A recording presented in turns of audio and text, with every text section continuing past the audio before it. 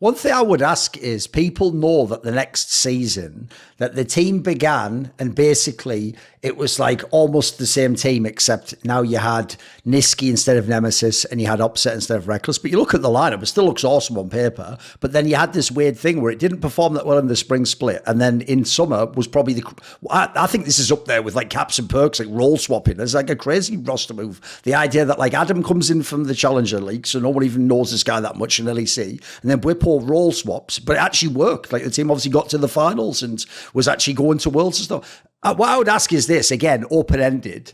When people look at the lineup for spring, that still looks great now, mate. Like if you told me that lineup was entering LEC now, I'd say it'd have a chance to be like a Worlds team. Give us some sense. What went wrong? Why did the team have to do this drastic change in the middle of the split, even though it did work? I mean, we were a bit still on the same path as the year before. Very talented players that were not very aligned and on the same page. And that is something that we had to solve. And solving is either they commit to each other and they want to stick to each other, or then we need to break something and take some risks. And one of the things that I have never been afraid of is taking risks, like on these things.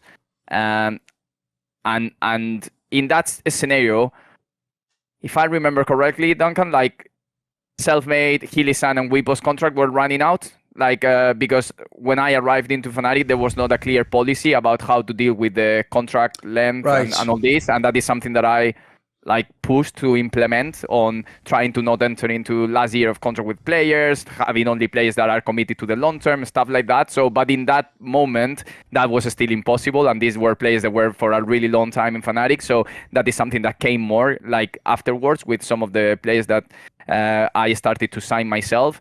And basically, I remember like I wanted to see like if they were committed to extend, and I felt that some of the players were saying that I will not extend because this player is here, and then I don't want to be continuing with him next year and all this.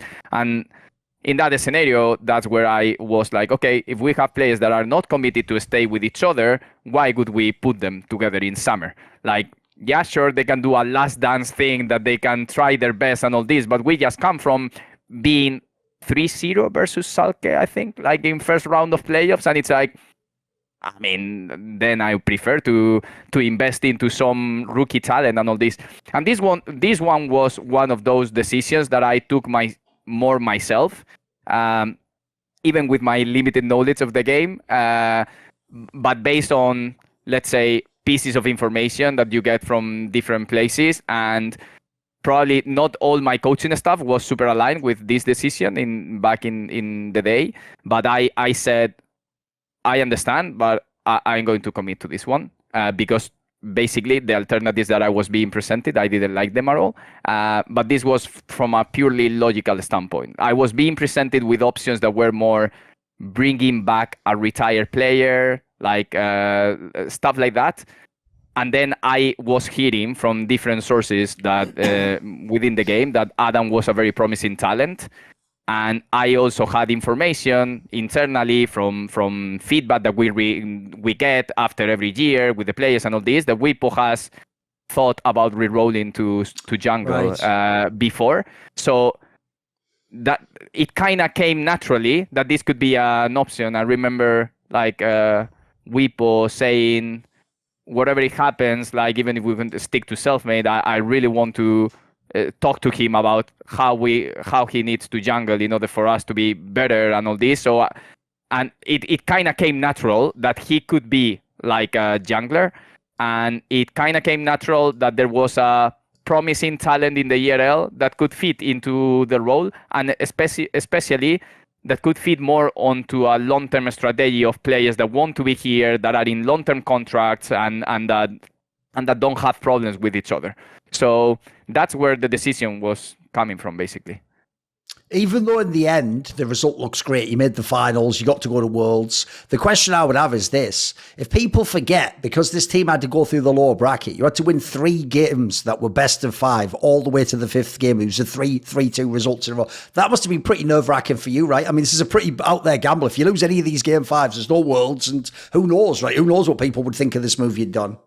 Yeah, no, of course. And that's always what it comes with risk. But when you are in a situation that it's still not amazing, like sticking to the same thing, like doesn't feel like very logic or very smart. So that's where you prefer to take a gamble. And in this case, obviously, like that comes with a great effort and great work behind the scenes from everyone in my staff, but we kind of turned things around and it worked. And because, as I said, I think we have a pretty good know-how on how to develop these players, onboarding them and all this.